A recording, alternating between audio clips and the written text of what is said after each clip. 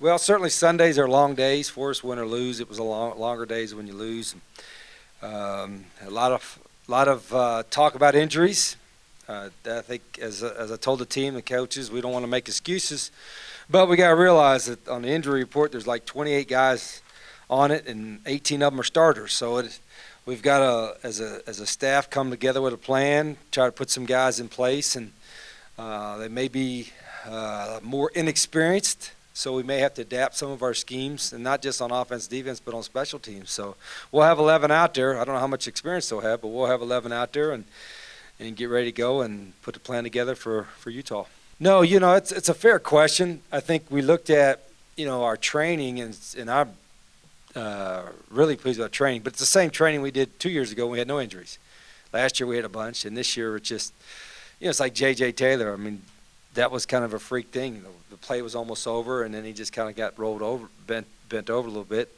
Brandon got hit in the ribs, so he got sore ribs, and so it's just some unlucky stuff. We're going to get to the point eventually where the injuries won't be as big a factor because we'll be deeper, and we've had that in mind in recruiting. Everybody does, but we have 35.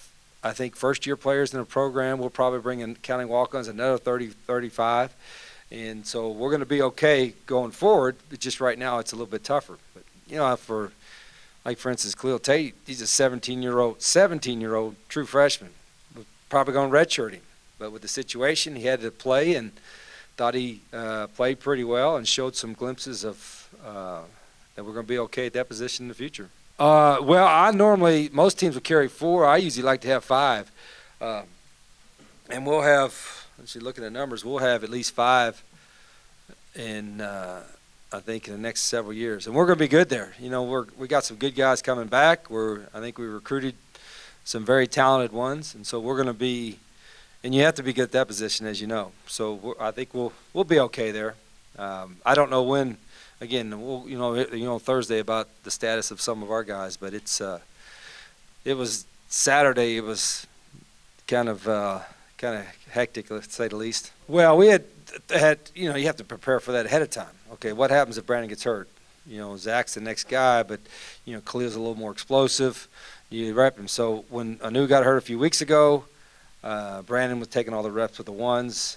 We take an equal number of reps with the 2s. And Zach and Khalil split those. And so with that in mind, we thought, okay, if we got to play him, we'll burn the red shirt and get him ready to play. We were hoping we didn't have to. And but we did, and so we'll move on. No, we would like to redshirt Khalil Tate. He would have been perfect. 17-year-old kid, fresh out of high school. It would have been nice to redshirt Khalil. But if you're good enough to win with, or we need you to win with, you're going to play. And that's how I tell all of them when we recruit them. We don't ever guarantee a guy that he's going to start because that's not fair to them or the guys on the team. But we also don't recruit guys to be backups. Anybody we recruit you with the expectation that you're going to help us win as soon as you get here. And then inevitably half the freshmen or more aren't ready physically or mentally to play at the highest level yet when they get in their program. But some are, and some are forced to grow up in a hurry. He was better. Which is, I don't want to say a pleasant surprise, because when you recruit a guy, you see him, I always say if you want to find a guy that's going to be a really good player in college, find a guy that's a really good player in high school. And he was a really good player in high school.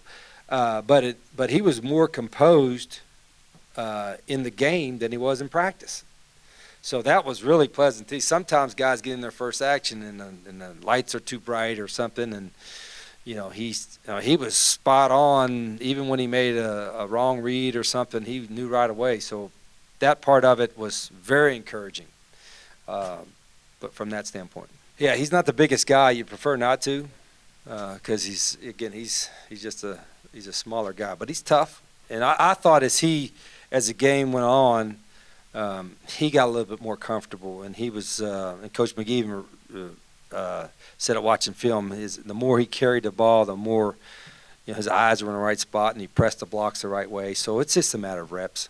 They said he's kind of like even though he's not a freshman, he's new to that position, so to speak. Yeah, every bit of it. They've always been physical, and they've They're big up front. They're very big at the corners. They're big at DB. So that's a Utah thing. I think stable. That they're athletic and they're tough and they play hard and they're well coached. So it's going to be a good, tough environment. We've played well against them.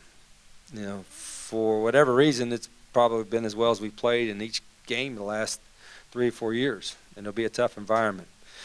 So we'll get the guys. We'll have a good week of practice and get ready to go. I know it's a good question. We could bottle it up. We've just executed well, and then we've made big plays. I know the last time we were up there were 3 or 4 turnovers that were the difference in the game defensively, and we didn't create any in the last game. We've got to be a little bit of that's luck, and some of it was just some really good plays. We made some really good plays defensively and some turnovers that changed the whole game the last time we were up there.